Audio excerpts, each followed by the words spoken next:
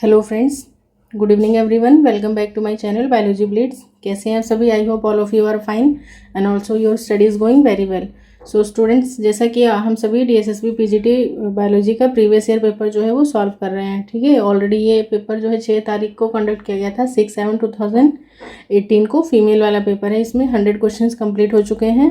बाकी रिमेनिंग के 80 क्वेश्चंस हैं। तो फिर मैं कोशिश करूंगी कि 40-40 के सेट में 2 क्लासेस में हम इसको फटाफट कवर कर लेते हैं। ठीक है, तो आज जो हम देखने वाले हैं वो 101 क्वेश्चन नंबर से देखने वाले हैं। इसके साथ ही जो बच्चे जिन्होंने बिहार का स्टेट दिया था उसके मतलब जो स्कोर कार्ड है वो आना शुरू हो गया है। तो आना शुरू इन द सेंस कि देखो, जो मतलब बिहार वाले स्टूडेंट्स हैं उनको तो वहाँ के मतलब डिस्ट्रिक्ट वाइज जो है वो रोल नंबर वाइज मतलब नोटिस आ रहे हैं उसको। मतलब आई होप कि आप सभी कनेक्टेड होंगे तो चीज़ें आप लोगों को पता चल रही होंगी।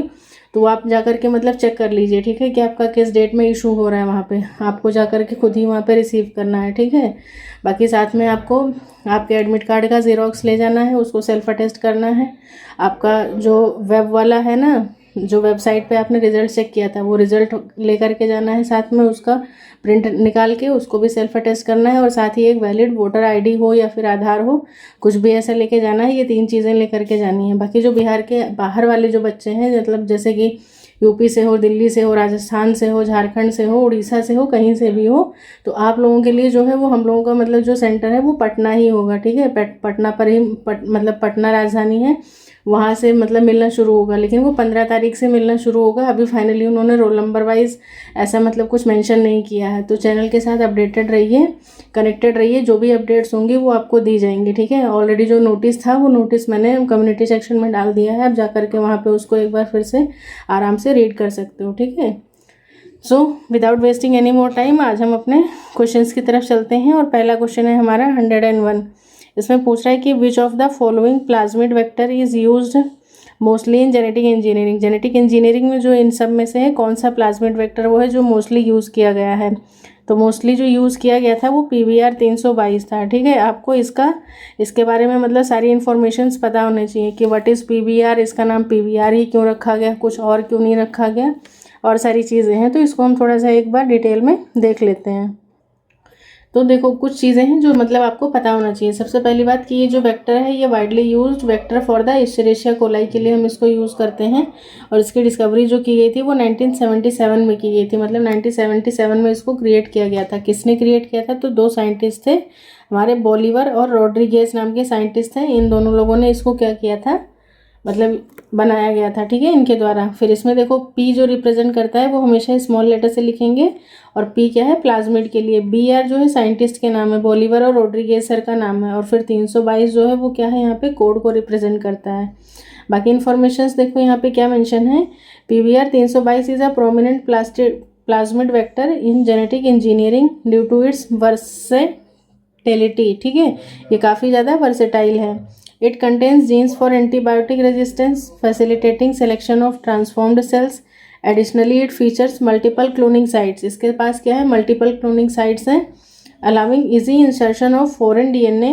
Its broad use makes it a valuable tool for various molecular biology applications. ठीक है, बाकी अगर इसका स्ट्रक्चर की बात की जाए तो स्ट्रक्चर तो तुम्हें अच्छे से पता ही होगा कि BAM-H1 SAL1। ठीक है, ये टेट्रासाइक्लिन रेजिस्टेंस साइट्स पे हैं आपके।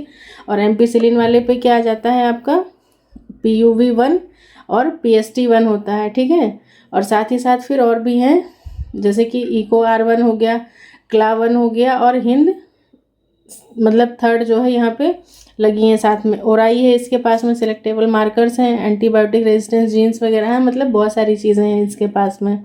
और ये पहला यूज़फुल फीचर इसका क्या है, मतलब साइज़ जो है इसका कितना है, इसमें कई बार ये भी पूछा गया है। तो ये 4361 बेस पेयर्स का इसका मतलब है। जो भी ये डाटा मेंशन है वो 4361 बेस पेयर्स का है। ठीक है, contains 2 set of antibiotic resistance genes, ampicillin resistance gene AMPR है, टेट्रासाइक्लिन रेजिस्टेंस जीन है, खुद का ओराई है, खुद का ROP है।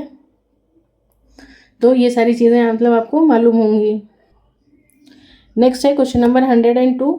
Which of the following growth pattern indicate selected indicates resource limitation. Resource limitation में देखो दो तरीके के ग्राफ थे, एक था एक्सपोनेंशियल और एक था जे शेप्ड, या फिर जिसको हम लोग लॉजिस्टिक बोल रहे थे। तो एक्सपोनेंशियल वाले में तो क्या था कि मतलब रिसोर्सेज अनलिमिटेड थे, और वो जे शेप कुछ इस तरीके से बनता जा रहा था, ठीक है, मतलब सब कुछ अनलिमिटेड है और चीज़ें चलती जा रही हैं। लेकिन लॉजिस्टिक वाला क्या था, कुछ इस तरीके से जाके ऐसे एक टाइम के बाद चीज़ें जो है वो रुक जाती हैं, ठीक है। तो लॉजिस्टिक वाला ही है जहाँ पर आपको क्या है, रिसोर्सेज लिमिटेड मिलते हैं, क्योंकि इसी में कितने थे, 4 फेज बताए थे ना मैंने। फर्स्ट वाला क्या था, लैग था, फिर लॉग था जिसको एक्सपोनेंशियल फेज भी कहते हैं, फिर यहाँ पे ये थर्ड वाला फेज था जो कि डिमिनिशिंग था, और ये फोर्थ वाला फेज जो था ये क्या था, डिक्लाइनिंग या फिर स्टेशनरी कह सकते हैं। The logistic growth pattern suggest resource limitation. Initially exponential है, ठीक है, स्टार्टिंग में कैसा था, ये सेकंड फेज जो था ये कैसा था, एक्सपोनेंशियल था, ये इसी को मतलब लॉग फेज कह रहे थे। It slows as resources become scarce approaching a carrying capacity where growth levels off, ठीक है। This reflect the balance between the population size and available resources, providing insights into ecological dynamics and sustainable population level in a given environment. अब अगर मान लो कि हाँ resources unlimited हैं, तो फिर मतलब लोग खाते रहेंगे, पॉपुलेशन बढ़ते रहेगी, बढ़ती रहेगी, बढ़ती रहेगी, तो कहीं ना कहीं मतलब खुद सोचो ना, चीज़ों को बैलेंस होना भी ज़रूरी है, ठीक है। तो इसलिए क्या है, ये लॉजिस्टिक ग्रोथ क्या करता है, एक टाइम तक चीज़ों, पहले देखो 0 से स्टार्ट होता है, ठीक है, फिर उसके बाद में ठीक ठाक ग्रोथ होती है, देन उसके बाद फिर थोड़ा सा स्लो होता है, और फिर एक स्टेशनरी फेज आ जाता है। नेक्स्ट है question number 103, what will be the potential phenotypes in a offspring of parent of blood group A और ए। मतलब दोनों पेरेंट का जो ब्लड ग्रुप है वो ए और ए है, तो इनके जो पॉसिबल जीनोटाइप्स हो सकते हैं वो क्या हो सकता है, एक तो ये हो सकता है आई ए हो सकता है, या फिर क्या हो सकता है, आई ए और आई ओ हो सकता है, ठीक है। मतलब आई ए और आई ओ हो सकता है, सेम चीज़ यही है। तो यहाँ पे मतलब एक क्रॉस बना के तुम्हें फाइंड करना पड़ेगा कि हाँ जो होने वाला जो बच्चा है, जो ऑफस्प्रिंग है, उसका मतलब जीनोटाइप जो है वो, उसकी प्रोबेबिलिटी क्या है, मतलब वो संभावित, ठीक है, हाँ मतलब पोटेंशियल फिनोटाइप्स या प्रोबेबल फिनोटाइप्स जो हैं वो क्या हो सकते हैं। तो इस क्वेश्चन में देखो, तो सबसे पहले तो तुम्हें जो पॉसिबल आउटकम्स है ना वो तुम्हें लिखना होगा, ठीक है। जैसे मान लो कि मतलब ये तो समझ में आ ही रहा होगा ना कि ये मान लो कि मेल का है, तो मेल के पॉसिबल मतलब जो जीनोटाइप्स होंगे वो क्या हो सकते हैं, आई ए हो सकता है, एक प्रोबेबिलिटी ये बन रही है, दूसरी क्या है, आई ए और आई ओ हो जाएगा, ठीक है। दूसरा है ये फीमेल के लिए है, ठीक है, फीमेल का भी वही सेम प्रोबेबिलिटी आ जाती है कि मतलब जो जीनोटाइप्स हैं, पॉसिबल जीनोटाइप्स, वो आई ए या तो ये वाली होगी कंडीशन, या तो फिर ये वाली होगी। अब इसके बाद में जो कंडीशंस निकल के आती है ना, ये इन्हीं कंडीशंस के थ्रू तुम क्वेश्चन निकाल सकते हो, क्योंकि अगर वो बनाने लगोगे तो टाइम लगेगा थोड़ा। पॉसिबल कंडीशंस जो भी हैं वो क्या हो सकती हैं, एक तो पहला केस ये निकल के आ सकता है कि मतलब ये मैं मेल के लिए लिख रही हूँ और इधर मैं फीमेल के लिए लिखूँगी, ठीक है। मेल की कंडीशन में क्या है कि ये हो जाए आई ए, ठीक है, फीमेल भी क्या हो जाएगी, आई ए और आई ए हो जाए, ठीक है, ये पहली कंडीशन निकल के आ रही है। दूसरी कंडीशन क्या हो सकती है कि मेल जो है वो आई ए है और आई ए मतलब ए ब्लड ग्रुप का है, ए तो दोनों ही हैं ये, और दूसरे वाली कंडीशन में फीमेल जो है वो आई ए आई नॉट हो जा रही है, ठीक है। ये दो कंडीशंस हो गई। अब तीसरी वाली जो कंडीशन है वो ये है कि आई ए मेल और आई ओ ये वाली कंडीशन हो, और फीमेल क्या हो, फीमेल जो है वो क्या हो जाएगी, आई ए और आई ओ हो जाएगी, ठीक है। तो ये थर्ड कंडीशन निकल के आती है, मतलब ये भी आई ही है, ध्यान रखना। अब 3 ही बन रही हैं, ठीक है। कुछ बच्चे सोच रहे होंगे कि चौथी भी बनेगी, ठीक है, चलो चौथी भी बना लेते हैं। तुम्हारे हिसाब से क्या होना चाहिए कि आई ए और आई ओ हो गया, फिर इधर क्या लिखोगे, आई ए और आई ए, तो ये वाली और ये वाली दोनों कंडीशंस तो सेम सेम आ जाएंगी ना, मतलब सेक्स से कोई मतलब नहीं है, लेकिन जब तुम स्क्वायर बनाओगे पुनेट स्क्वायर, तो कंडीशंस मतलब सेम आएंगी, तो इसीलिए इसको चौथी वाली को तो तुम कैंसिल आउट कर दो सबसे पहले। फिर उसके बाद यहाँ जो पहली कंडीशन है, इससे प्रोबेबिलिटी कितनी है, क्या है, सारे ब्लड ग्रुप क्या है, ए के बनेंगे, ठीक है, ए वाले सारे बनेंगे, तो ये सही है क्या, नहीं सही है। इस वाले से क्या है, इससे भी सारे के सारे ए वाले ही बनेंगे, तो ये भी नहीं हो सकता। अब जो पॉसिबिलिटी निकल के आ रही है वो थर्ड वाले के साथ में है कि हाँ मतलब तुम्हारा इसी के साथ में जो है इसका तुम स्क्वायर कर सकते, मतलब इसका पुनेट स्क्वायर बना लो।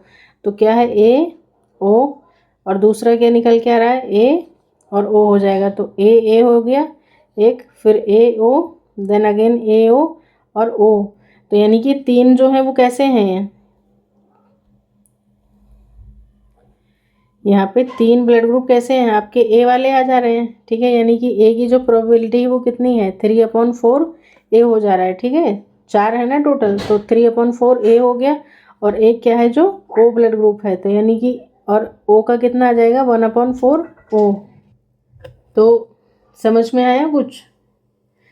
पहले दोनों केसेस लिख लो। ठीक है, दोनों के जीनोटाइप्स लिख लो। जीनोटाइप्स लिखने के बाद में जो पॉसिबल कंडीशंस हैं, पॉसिबल आउटकम्स, वो तुम लिख लो। फिर उसके बाद में तुम फाइनली जो निकल के आ रहा है, अब इसमें देखो देखने से ही पता चल रहा है भाई सारे के सारे ए ब्लड ग्रुप को जाएंगे। ठीक है, इस वाले में भी सारे के सारे ए ही बनेंगे। ठीक है, नहीं क्लियर हो रहा है तो ये देख लो, ए के साथ में ए है और इधर ए के साथ में ओ है। अब तुम जब इसका क्रॉस कराओगे तो सारे के सारे जो हैं वो ए आ जाएंगे कि नहीं आ जाएंगे, ए के साथ ओ, ए के साथ ओ, सारे के सारे ऑल ए वाला कोई ऑप्शन में है ही नहीं। और बी वाले तो तुम पहले ही एलिमिनेट कर दो ऑप्शन से। ठीक है, तो ए और डी तो तुम्हारे पहले ही कट गए। अब मतलब बी और सी में से तुम्हें समझ में नहीं आ रहा होगा, लेकिन सी वाले में कह रहा है कि आधे जो हैं वो ए बनेंगे और आधे ओ वाले बनेंगे। तो ये भी क्या है, गलत है, क्योंकि यहाँ पे इस कंडीशन में तो सारे के सारे ऑल ए वाले आ रहे हैं ना। तो इसीलिए जो फाइनली हमने क्रॉस करवाया है वो किसका, इस थर्ड कंडीशन का करवाया। और यहाँ पे हमें देखने को मिला कि 3/4 जो हैं वो ए हैं और 1/4 जो है वो ओ है, यानी कि आपका जो बी ऑप्शन है वो करेक्ट आंसर हो जाएगा।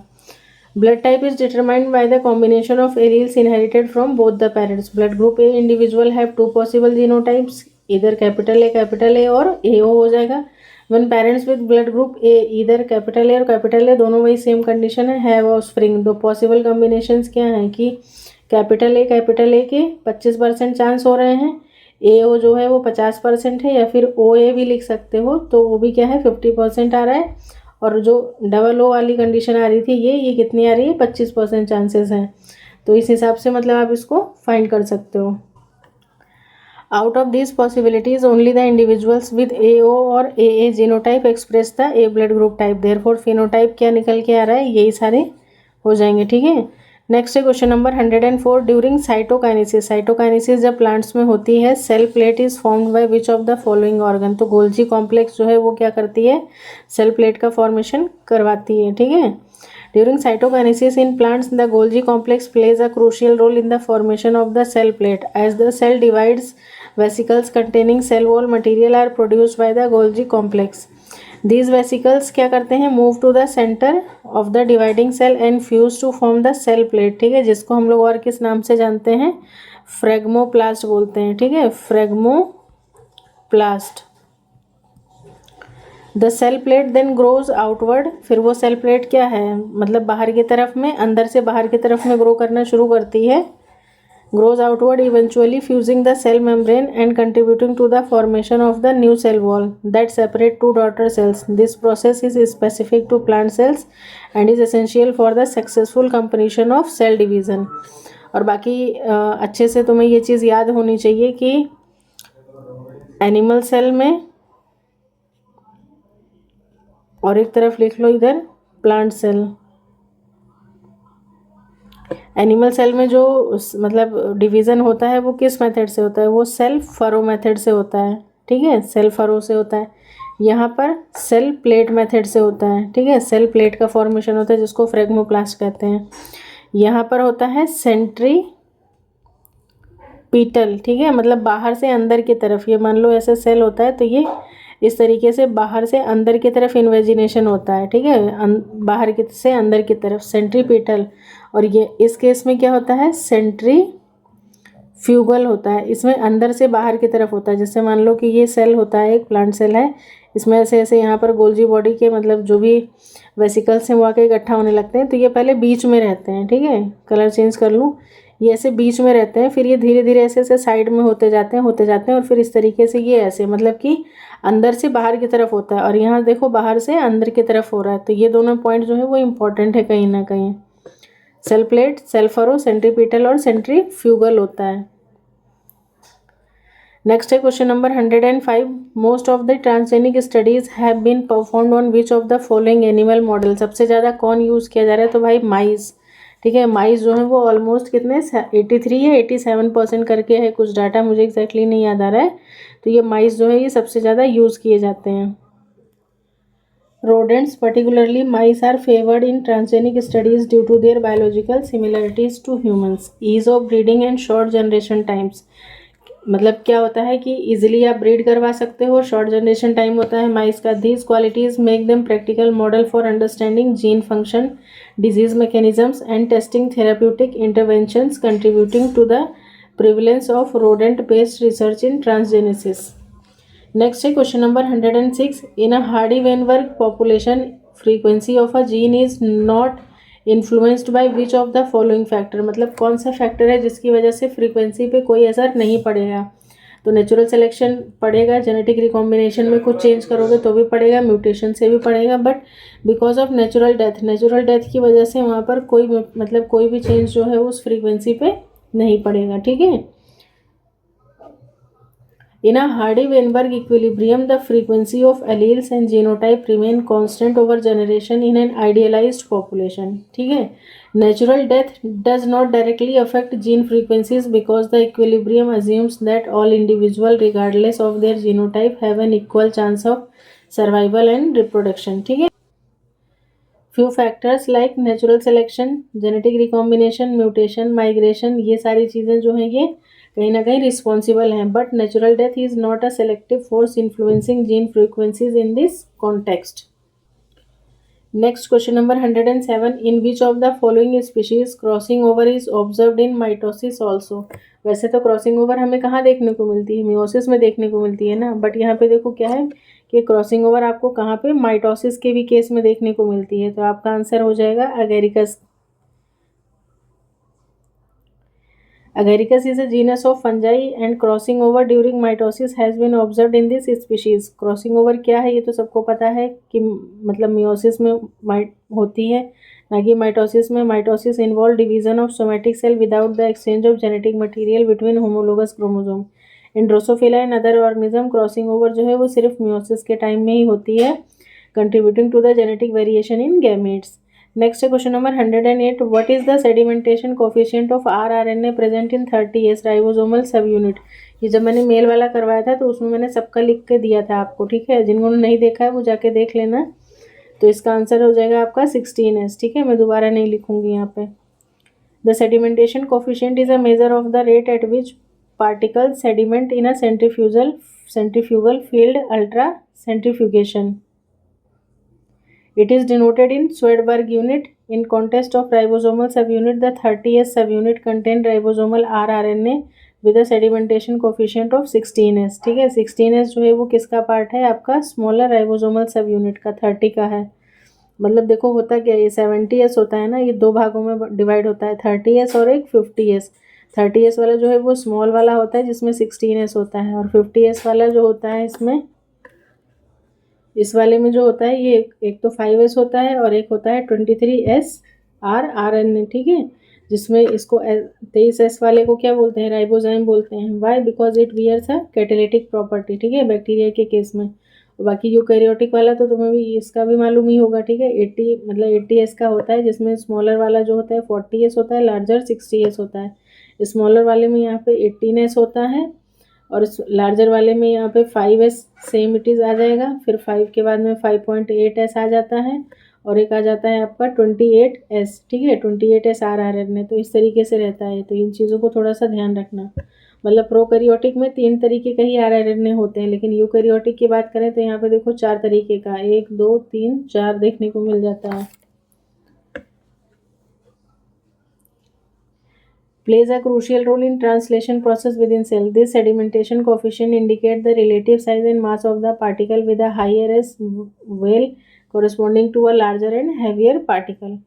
Next है question number 109। A protein containing 400 amino acids है किसी प्रोटीन के लिए will require a gene for at least how many base pair long for its synthesis। तो सीधी सी बात है, 3 जो ट्रिपलेट कोडोन्स होते हैं वो ट्रिपलेट के फॉर्म में होते हैं ना, तो 400 को आप सीधे 3 से गुणा कर दो तो आंसर कितना आ जाएगा आपका 1200। तो बी ऑप्शन हो जाएगा यहाँ पे।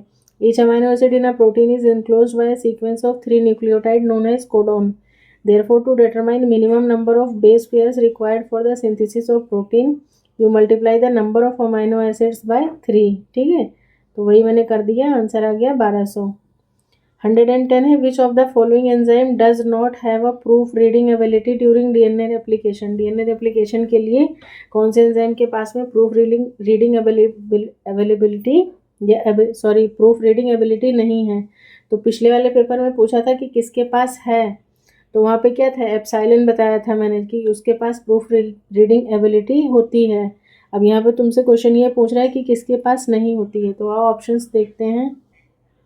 तो आपका ऑप्शन जो है वो ऑप्शन थर्ड जो था सी, मतलब इसके पास एप्सिलॉन के पास में था लेकिन किसके पास नहीं है, तो पॉलीमरेज अल्फा जो है इसके पास में क्या है, प्रूफ रीडिंग एबिलिटी नहीं है।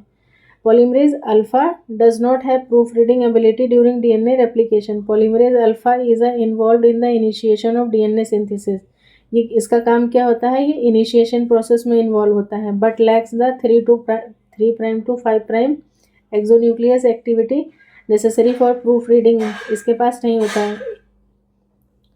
In contrast polymerase epsilon does possesses proof reading ability, मतलब एप्सिलॉन के पास क्या है, प्रूफ रीडिंग एबिलिटी है, contributing to the accuracy of DNA replication by correcting errors in the newly synthesized DNA strand.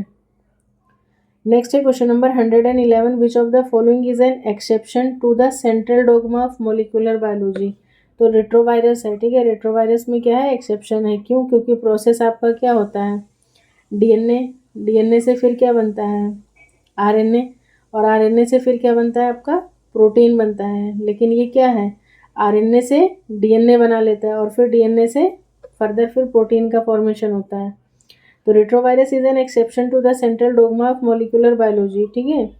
Unlike general flow of genetic information from DNA to RNA to protein, retrovirus uses reverse transcriptase. क्या use करता है enzyme, कौन सा, reverse transcriptase, to convert their RNA genome को DNA में change करवा देता है, integrating it into the host के जीनोम में during infection. This process involves the reversal of the usual information flow, ठीक है, मतलब ये जो फ्लो था इसको रिवर्स करवा देता है। नेक्स्ट है question number 112, which of the following antibodies is primarily synthesize during allergy. जब आपको एलर्जी होती है तो हमेशा IgE का प्रोडक्शन होता है। During an allergic response the immune system often produce IgE antibody.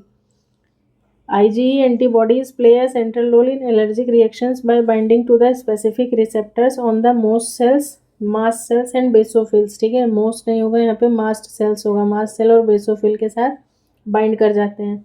When IgE antibodies encounter the allergen, मतलब जब उस एलर्जन को या जो भी सब्सटेंस होता है जो एलर्जी कॉज कर रहा होता है, they trigger the release of histamines, और फिर वो क्या रिलीज करते हैं, histamines and other chemicals leading to allergic symptoms, ठीक है। IgG और IgM जो है वो इन्वॉल्व होते हैं वेरियस इम्यून रिस्पॉन्सेज में, but not typically associated with allergic reaction, से उनका कोई लेना देना नहीं है।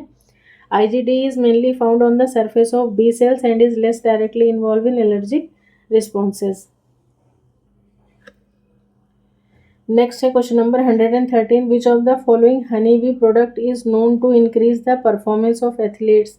तो एथलीट्स के परफॉर्मेंस के लिए जो बी पोलन होता है ये कहीं ना कहीं बहुत अच्छा सप्लीमेंट के तौर पे लिया जाता है। Bee pollen is believe to enhance athletic performance as it contain a mix of nutrients including protein, vitamin, antioxidants, while some studies suggest potential benefits. More research is needed to establish conclusive evidence regarding its effectiveness in improving athletics या athletes performance. Next है 114, what is the transfer of pollen grains from the anther to the stigma of another flower of the same plant। भाई same plant है तो autogamy तो आप prevent कर लोगे, लेकिन जीटोनोगैमी को क्या है, प्रिवेंट नहीं करोगे, तो वो आंसर ही क्या हो जाएगा आपका, फिर जीटोनोगैमी आ जाएगा। सी ऑप्शन करेक्ट होगा। मतलब सेम प्लांट पे एक मान लो मेल फ्लावर है, ठीक है, ये फीमेल हो गई, चलो ठीक है मैं इधर मेल बना देती हूँ, ठीक है, ये मेल है। अब ये ऑटोगैमी तो नहीं कर सकते ना, आपस में विद इन द सेम तो नहीं होगा, लेकिन ये है कि हाँ ये सेम प्लांट में मतलब एक तरीके से देखा जाए तो जेनेटिकली तो क्या हो रहा है, जेनेटिकली तो मतलब क्रॉस पॉलिनेशन नहीं है, लेकिन फिजिकली क्या हो रहा है, एक तरीके से देखने में ये क्रॉस पॉलिनेशन का ही एग्जाम्पल है। बाकी पपाया वगैरह में है जैसे कि मतलब फीमेल प्लांट फ्लावर अलग है और मेल फ्लावर अलग है और दोनों अलग अलग प्लांट्स हैं, तो उस कंडीशन में फिर क्या है, तब तो आपका क्या हो रहा है भाई, अलग अलग उसमें हो रहा है, तो फिर ये किस में आ जाएगा, आपका जीनोगैमी में आ जाएगा। The transfer of pollen grains from the anther of stigma to the flower of the same plant is called geitonogamy. This is a form of cross pollination within the same plant, ठीक है। In contrast xenogamy क्या है, transfer of pollen between different plants, ठीक है। Xenogamy हमेशा different plants के बीच में होगी, लेकिन जिटोनोगैमी क्या होगा, with in the same plant but in the different flowers, ठीक है। वाइल क्लिस्टोगैमी क्या करता है, pollination of flower that remain close preventing external pollen transfer. मतलब क्लिस्टोगैमी की बात करें तो इसमें हमेशा आपको क्या देखने को मिलेगा, ऑटोगैमी, ठीक है, ये ध्यान रखिएगा। 115 है, how many linkage groups are present in the drosophila melanogaster, तो इसमें 4 लिंकेज ग्रुप्स प्रेजेंट हैं। 116 है, who wrote the families of flowering plant, तो ये किसने लिखा था, हचिंसन सर ने लिखा था।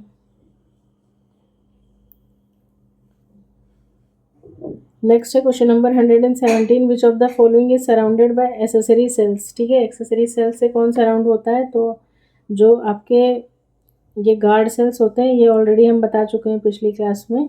तो गार्ड सेल्स को जो सेल्स सराउंड किए रहती हैं, इन्हीं को हम लोग क्या बोलते हैं, एक्सेसरी सेल्स बोलते हैं, ठीक है।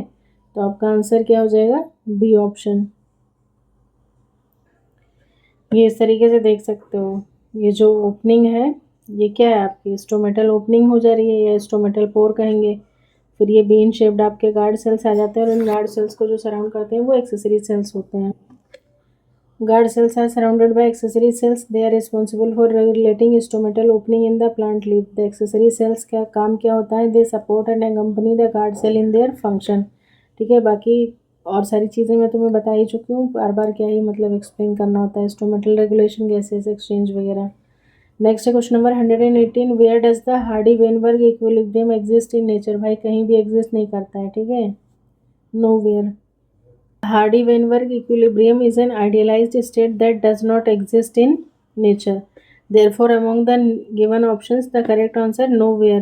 ठीक है, it is a theoretical model है, describing stable genetic frequencies in a population is not found in nature due to real world complexities. ठीक है, natural population are influenced by factors life selections, mutations, migration, genetic drift preventing the strict adherence to the equilibrium, मतलब बहुत सारे factors जो हैं ये इसके लिए रिस्पॉन्सिबल हैं। Thus the equilibrium exist only as a concept for understanding genetic principle, not as a practical reality in nature. 119 है, which of the following technique can be use to visualize dosage compensation in drosophila. So what is dosage compensation, ये सारी चीज़ें हम लोग already देख चुके हैं। अब यहाँ पे जो ड्रोसोफिला की बात कर रहे हैं, तो उसमें कौन सी टेक्निक से आप देख सकते हैं, तो ऑटो रेडियोग्राफी से देख सकते हैं, ठीक है। ऑप्शन डी जो है वो करेक्ट ऑप्शन है। Dosage compensation refers to the mechanism by which organism equalize the expression of genes located on sex chromosomes, ठीक है, ensuring that both male and female have similar level of gene products. जैसे कि मैंने बताया था कि human beings में और ड्रोसोफिला का सेम है, तो एक एक्स जो है वो क्या करते हैं, इसकी मतलब इसके फंक्शन को सप्रेस कर दिया जाता है। क्यों, क्योंकि मेल में भी एक ही एक्स होता है और फिर वाई होता है। The chromosome banding on 3s level DNA combined with autoradiography can be use to visualize dosage compensation in drosophila. बाकी क्या है, gel electrophoresis on its own is not typically employed for this purpose. 120 है, what is a cross between a recessive parent, को offspring के साथ जब आप cross करवाते हो तो वो क्या कहलाता है, आपका टेस्ट क्रॉस कहलाता है, ठीक है। टेस्ट क्रॉस, बैक क्रॉस, ये सारे इंपॉर्टेंट है, इनको अच्छे से पढ़ लेना। एक कॉमन सा है ना कि all test cross are back cross but all back cross are not test cross, तो ये लाइन भी ध्यान रखिएगा। बाकी कह रहा है कि cross between a recessive parent and its offspring, ठीक है, तो वो क्या कहलाएगा, आपका टेस्ट क्रॉस कहलाएगा। Test cross involves breeding an individual with a recessive phenotype, ठीक है, किसके साथ में, F1 का रिसेसिव के साथ जब आप करवाओगे तो वो क्या कहलाता है, टेस्ट क्रॉस कहलाता है। The offspring in this case with a homozygous recessive individual. This cross helps determine the genotype of the first individual by observing the phenotypic ratio of the offspring, revealing whether the individual is homozygous dominant है या फिर वो heterozygous है. Next है question number 121. What is the optimum temperature for tag polymerase activity. तो ये कितना होता है, 72 डिग्री सेल्सियस होता है. बहुत एक्सप्लेन करने का मन इसलिए भी नहीं कर रहा ना, क्योंकि मैंने देखा है आप लोग देख नहीं रहे हो. फिर जब आप लोग देख नहीं रहे हो तो फिर वन साइडेड, मतलब don't expect much efforts from my side. ठीक है, मुझे ये चीज़ बिल्कुल भी नहीं पसंद है. लिटरली कोई मतलब उतना सीरियसली देख ही नहीं रहा है, तो मैं भी जैसे जैसे करके बस मैं कवर कर दे रही हूँ. बाकी कोई वैसा नहीं है, कोई मतलब मुझ पर कोई वो नहीं है कि हाँ आप मुझे कंपेल कर सकते हो कि नहीं नहीं मैम आपने प्रॉमिस किया था आप पूरा करवाओ ही. बट स्टिल मैं अपनी ड्यूटी परफॉर्म कर रही हूँ ना, तो आपका क्या फ़र्ज़ है कि आओ और क्लिक करके और बस चले जाओ. या फिर कुछ लोग तो मतलब होशियारी भी दिखा रहे हैं, वो मुझे पता है क्या ही कर रहे हो तुम. Tag polymerase is derived from the thermophilic bacteria, जिसका नाम क्या है, थर्मस एक्वाटिकस है. ठीक है, विच thrives in high temperature environment like hot springs. The optimal temperature for tag polymerase activity is around 72 degrees Celsius. At this temperature, the enzyme exhibit maximum efficiency in synthesizing DNA during PCR. The temperature allow the enzyme to withstand the denaturation step where DNA strands separate होते हैं and promote effective DNA amplification. Next है 122. विच of the following mineral is required by the plants in greatest amount. तो greatest amount में plants को भाई nitrogen की need होती है.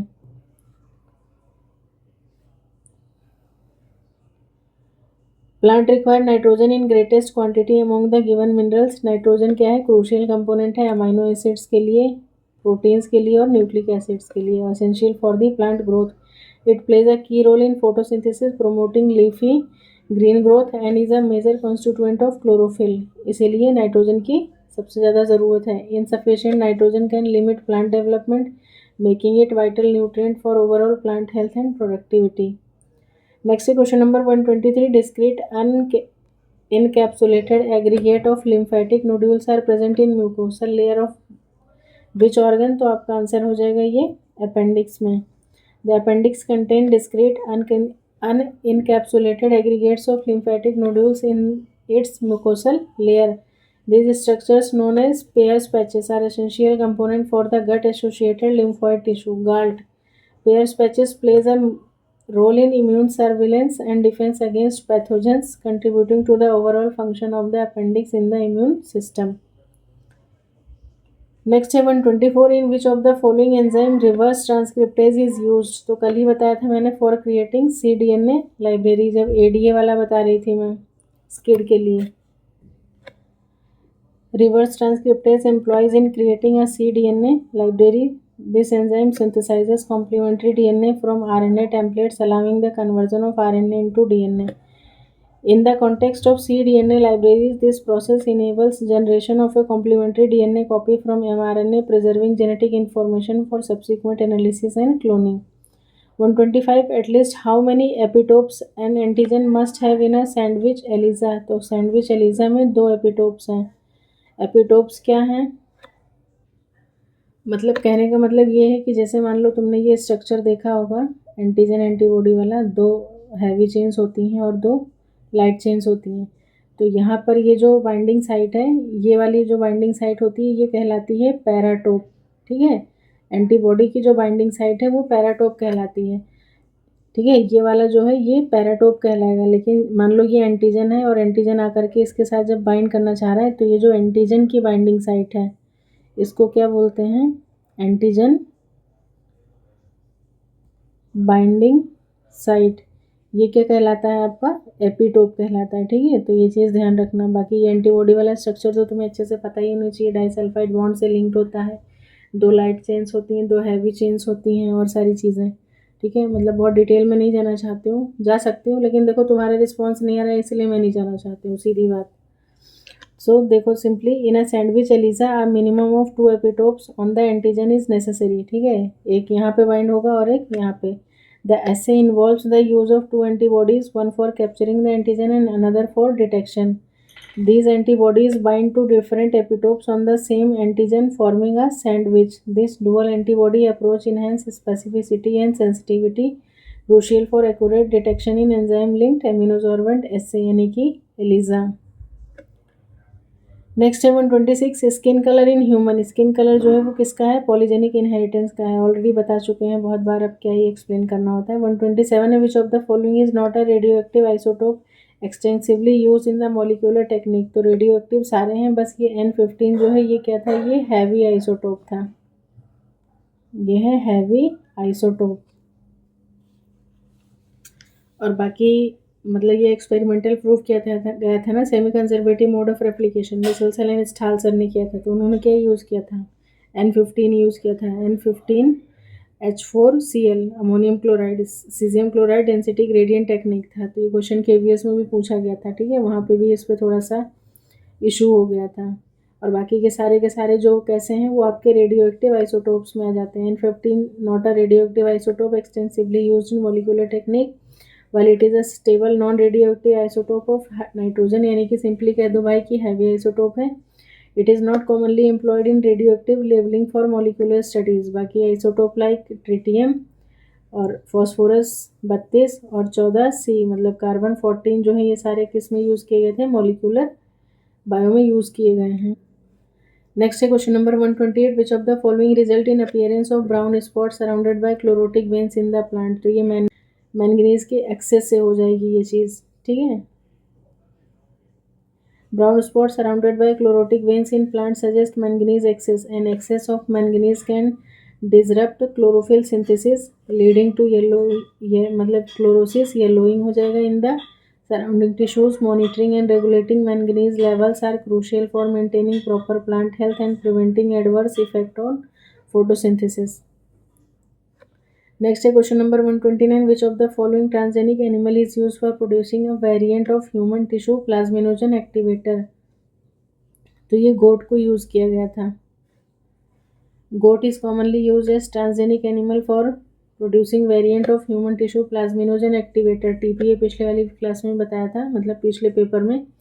The introduced human TPA gene allow these goat to produce the protein in their milk. फिर उसके milk को क्या करते हैं? हार्वेस्ट कर लेते हैं and the TPA protein extract कर लेते हैं for the medical use, particularly in treating blood clot related disorders के लिए।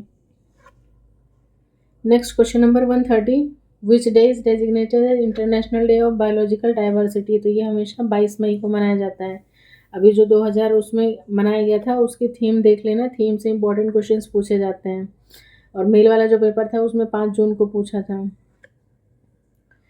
Established by the United Nations, this aims raise awareness about the biodiversity, उसकी इंपॉर्टेंस और नीड क्या है कंजर्वेशन की, यही सारी चीज़ों पे मतलब थोड़े बहुत प्रोग्राम्स होते हैं।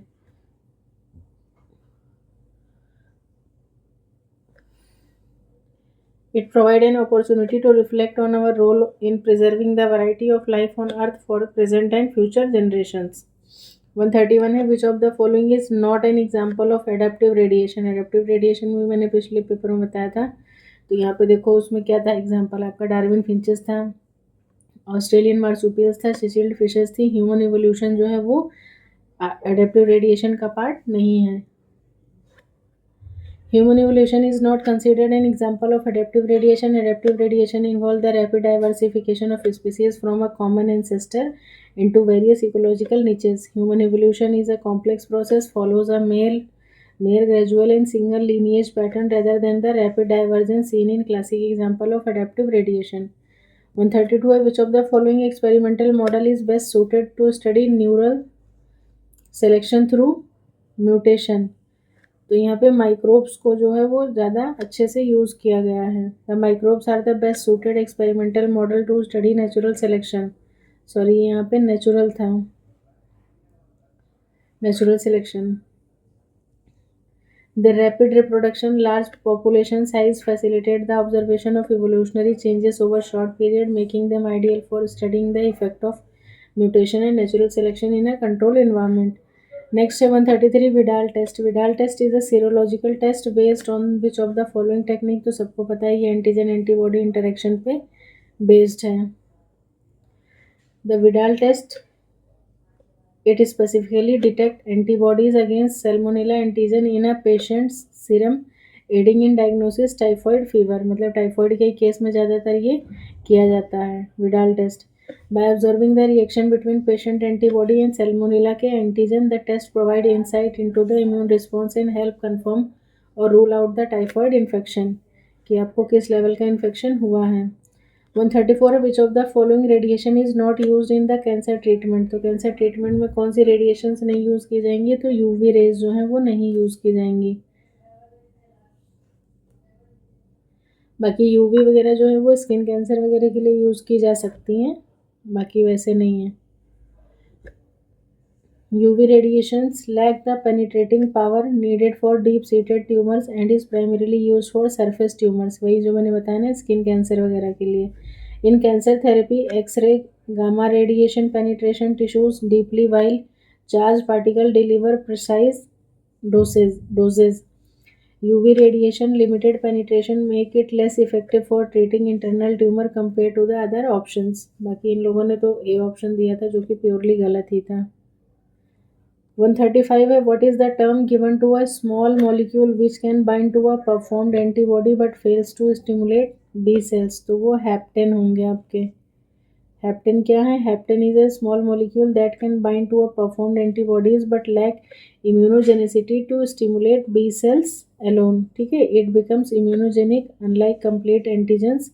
Haptens require assistance for effective immune response making them depend on the carrier conjugation for recognition of B cells। 136 है which of the following drug is a modification of fungal product. तो सबको पता है LSD, lysergic acid diethyl amide. LSD is a synthetic drug derived from the ergot alkaloids, ergotin fungi भी बोला जाता है, naturally occurring in the fungus Claviceps purpurea। Through chemical modifications LSD is created। in contrast smack refers to heroin। चरस जो है वो cannabis के resin से निकालते हैं और क्रैक जो है वो कोकेन से। all are originated from the plant source। 137 है what is the term given to the effect of high atmospheric CO2 which result in increased rate of photosynthesis। तो वो क्या कहलाता है आपका?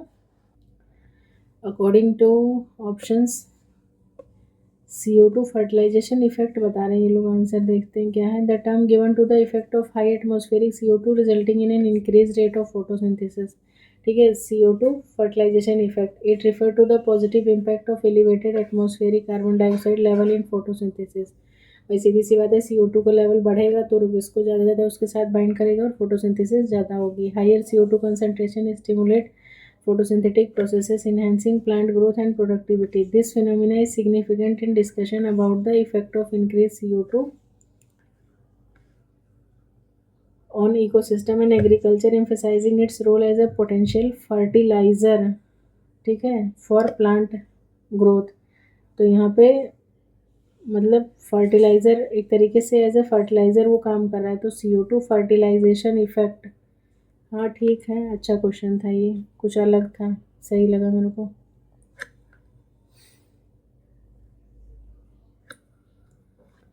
Next 738 which of the following plant has been extensively used for production of edible vaccine.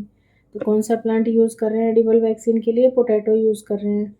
Biotech का मतलब कमाल देख रहे हो कहाँ से कहाँ तक जा रहा है। Has been extensively used for the production of edible vaccine due to their characteristic that make them suitable for biotech। Scientists can introduce gene encoding vaccine antigens into the potato plant, causing it to produce the desired protein।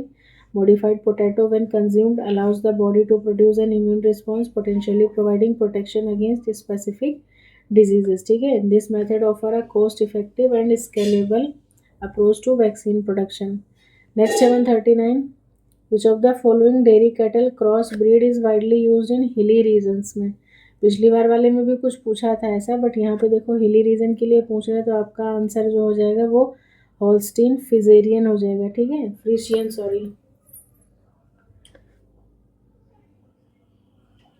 Answer क्या जाएगा? Holstein Friesian HF। ये कहाँ पे आपकी hilly areas में देखने को मिलती है आपको। The Holstein Friesian dairy cattle crossbreed is favored in hilly regions for its adaptability to varied terrains। This crossbreed combine the high milk production trait of Holstein with the robustness and adaptability of Frisian, making it well suited for challenging landscapes. The breed availability to thrive in hilly areas contribute to efficient dairy farming practices in such regions. ठीक है, क्योंकि normal काऊ वहाँ पे तो फिर survive ही नहीं कर पाएगी. नेक्स्ट है 140. Which of the following micronutrient is deficient in plant showing symptoms of the necrosis, chlorosis and inhibition of cell division. तो क्या है आपका मेन? पोटेशियम. ठीक है, पोटेशियम की डेफिशिएंसी होगी तो आपको ये सारी प्रॉब्लम्स जो है वो प्लांट में देखने को मिल जाएंगी. And inhibit cell division. Potassium is a vital for enzyme activation, protein synthesis and chlorophyll formation. Insufficient potassium disrupts in processes को क्या कर देगा? डिस्टर्ब कर देगा या डिसरप्ट कर देगा, leading to visible symptoms such as leaf discoloration और इम्पेयर्ड ग्रोथ वगैरह, ये सब आपको देखने को मिलेगा. तो ठीक है फ्रेंड्स, आज हम 140 क्वेश्चंस तक ही इसको यहीं पे मतलब वाइंड अप करते हैं. बाकी मिलते हैं रिमेनिंग 40 क्वेश्चंस के साथ नेक्स्ट क्लास में. और इसको देखिए, अच्छे से एंजॉय करिए. ठीक है, ऐसा नहीं है कि हाँ मतलब मैं बहुत बुरा ही पढ़ा रही हूँ जो आपको नहीं समझ में आ रहा है या मतलब जो भी है. ठीक है, तो जब तक आपका रिस्पॉन्स नहीं मिलेगा तब तक भाई सीधी सी बात है मेरी एनर्जी ऐसे ही लो रहने वाली है. बाकी ठीक है, अच्छे से देखो, कोई डाउट है तो कमेंट सेक्शन में पूछो. ठीक है, मिलते हैं फिर नेक्स्ट क्लास में रिमेनिंग क्वेश्चंस के साथ. तब तक के लिए थैंक्स फॉर वॉचिंग एवरीवन.